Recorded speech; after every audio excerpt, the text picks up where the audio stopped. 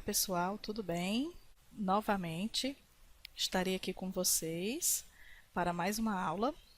Vamos lá continuar os assuntos sobre a norma 14724. Só relembrando o que foi dito no vídeo anterior, que a norma 14724, para a sua aplicação, ela indica que sejam consultadas outras normas. Este slide aqui, só para relembrar a estrutura do trabalho acadêmico, que nós temos a parte externa e interna, a externa com a capa e a lombada, e a parte interna com os elementos pré-textuais, textuais e pós-textuais. E aqui, mais uma vez, relembrando a estrutura do trabalho e a ordem dos elementos. Com relação às ilustrações, as legendas delas devem ser breves e claras, dispensando consultar o texto. Então, nada de um texto gigante para descrever uma figura. Legendas claras e objetivas. Devem ser inseridas o mais próximo possível do trecho a que se referem. Identificação da ilustração na parte superior, ou seja, em cima da figura. Figura 20, aqui o exemplo, processo de elaboração de uma norma brasileira.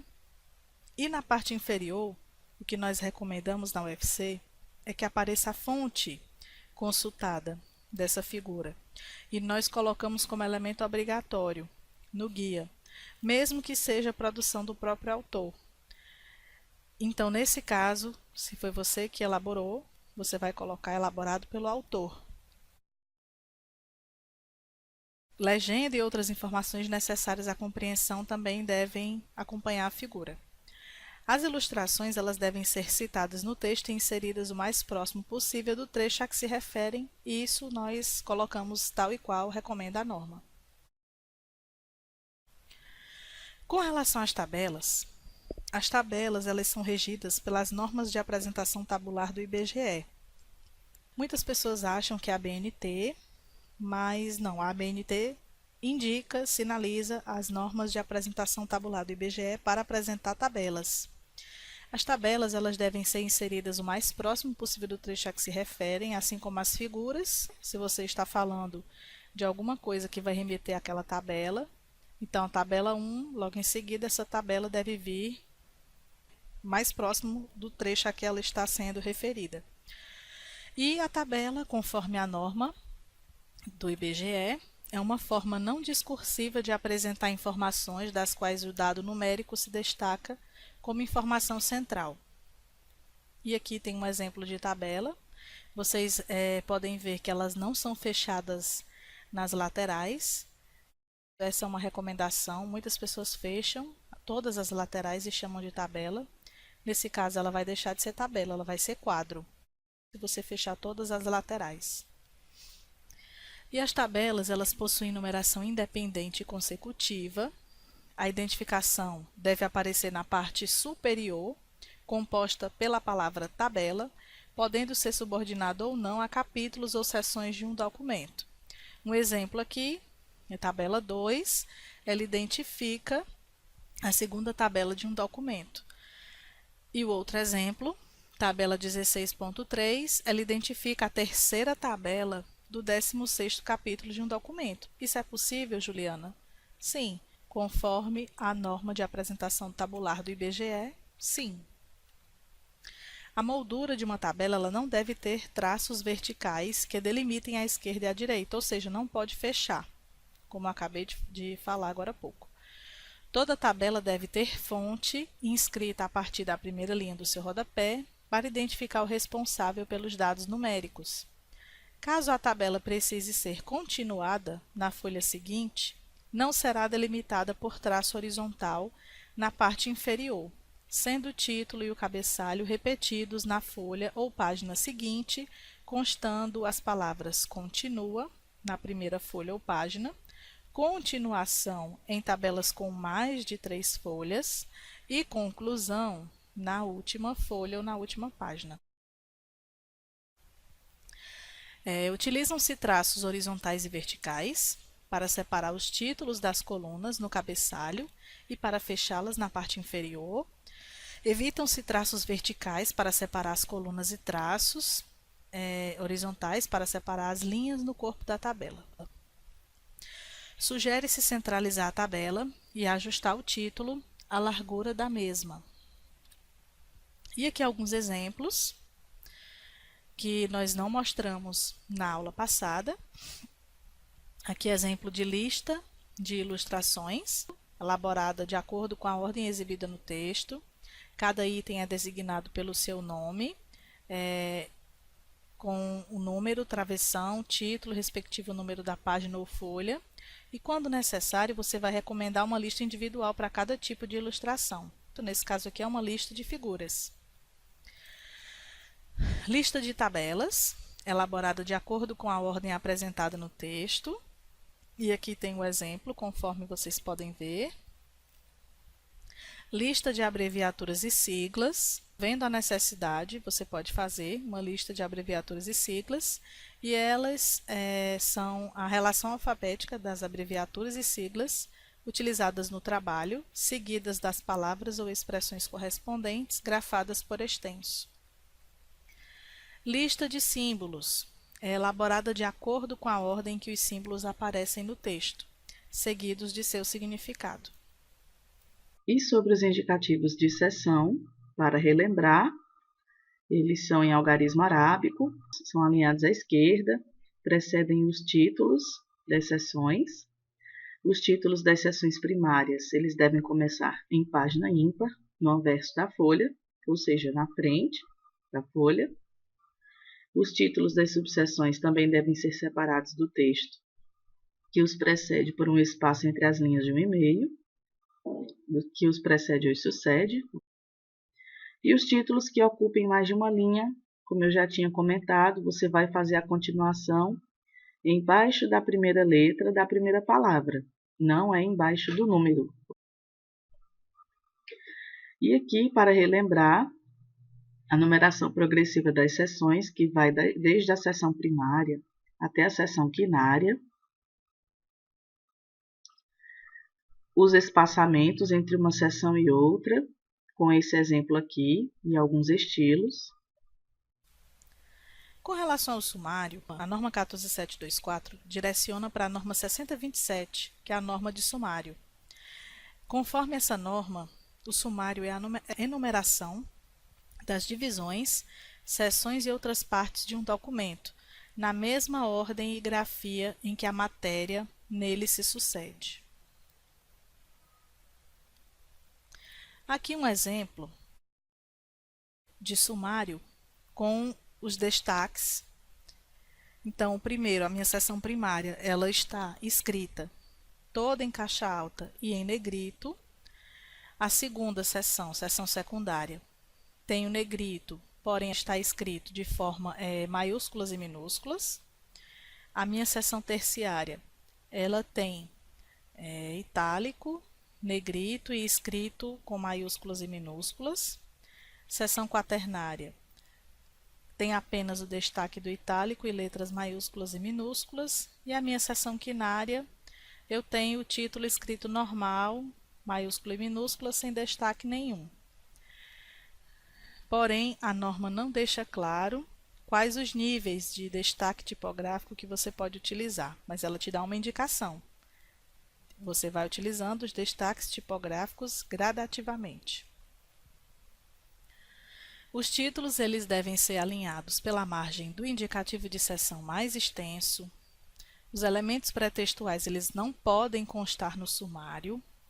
A paginação deve ser apresentada à margem direita. Para documentos em meio eletrônico, recomenda-se a utilização do hiperlink para cada item elencado. E uma recomendação.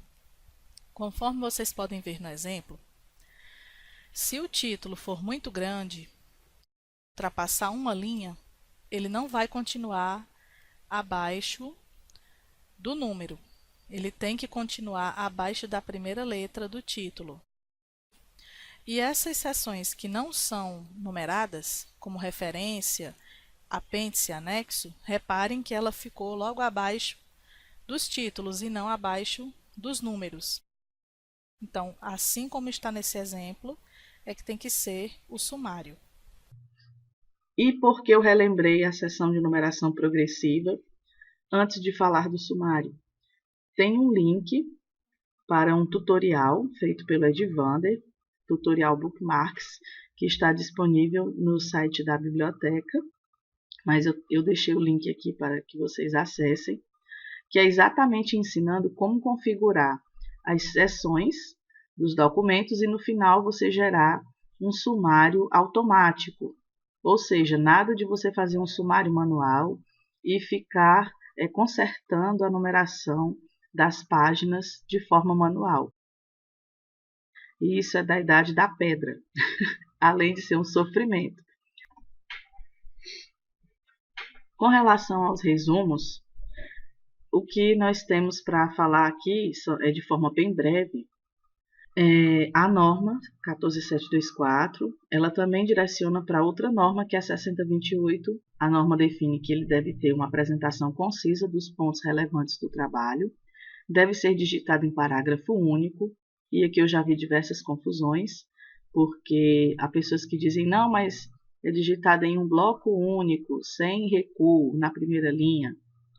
Pois é, a norma da ABNT fala em parágrafo único, mas ela não diz se tem recuo ou não tradicional de um parágrafo. Diferente de outras normas, como a da APA, por exemplo, que ela fala que é digitado em um bloco único. Ela usa essa expressão. Então, vocês já devem ter visto por aí, como eu já vi, resumos digitados assim, como esse exemplo, e resumos digitados com um pequeno recuo na primeira linha. Mas eu recomendo esse formato aqui. O resumo ele deve ter entre 150 a 500 palavras, isso para as dissertações, teses, relatórios técnicos e outros. Entre 100 a 250 palavras para artigos de periódicos. Entre 50 a 100 palavras destinadas a indicações breves. E os resumos críticos, por suas características, eles não estão sujeitos a limite de palavras. O espaçamento deve ser de 1,5 entre linhas para os resumos. As palavras-chave são separadas entre si por ponto e finalizadas também por ponto. Então, nada de separar as palavras-chave por vírgula ou ponto e vírgula. Vocês vão utilizar o ponto. O resumo ele deve apresentar os objetivos, os métodos, os resultados e conclusões. E aí eu abro um parêntese, porque algumas áreas utilizam esses recursos no resumo. De que forma? Eles fazem um resumo estruturado, colocam os pontos do trabalho, sinalizam no resumo mesmo com as palavras. Introdução, objetivos, métodos, resultados e conclusões. Mas isso é muito particular de algumas áreas, como, por exemplo, a medicina faz muito isso, a enfermagem, as áreas de saúde. Mas o geral é que o resumo seja conciso, claro e que não precise apresentar essas palavras logo à frente sinalizando o que é cada coisa, a não ser que a revista que você envie um artigo solicite. O resumo ele deve ter linguagem clara, simples e concisa, deve evitar o uso de frases negativas, símbolos e fórmulas que não sejam de uso corrente, comentários pessoais, críticas ou julgamentos de valor. A primeira frase do resumo deve ser significativa e expressar o tema principal do trabalho. Vocês devem usar o verbo na voz ativa e na terceira pessoa do singular. Com relação às palavras-chave, elas são representativas do conteúdo do documento, escolhida preferencialmente em vocabulário controlado. Por que eu estou dizendo isso? O ideal é que você consulte um vocabulário controlado ou um tesauro da sua área, ou um mais geral, como o da Biblioteca Nacional, por exemplo. Porém, é muito comum as pessoas atribuírem as suas palavras-chave. Então, o que eu recomendo? Consultem um bibliotecário para pedir indicações dos melhores termos que descrevem o seu trabalho, porque isso ajuda muito na recuperação da informação, embora as pessoas não acreditem, tá? Mas faz muita diferença. Assim como faz muita diferença um resumo bem escrito. E o resumo crítico, ele é redigido por especialistas em outro tipo de resumo, com análise crítica de um documento. Ele é também chamado de resenha. Quando analisa apenas uma determinada edição, entre várias, denomina-se recensão.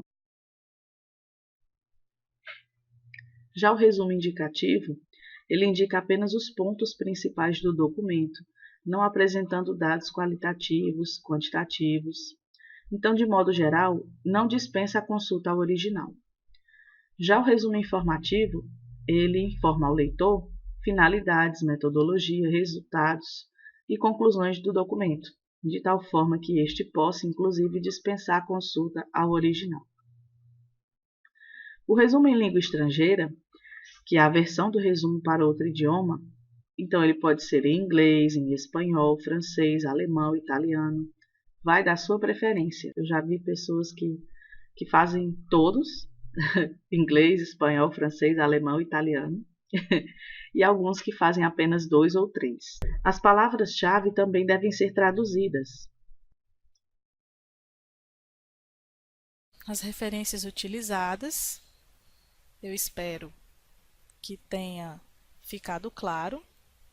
Qualquer dúvida, eu estou à disposição e nos vemos logo mais em outras aulas. Grande abraço a todos, até mais.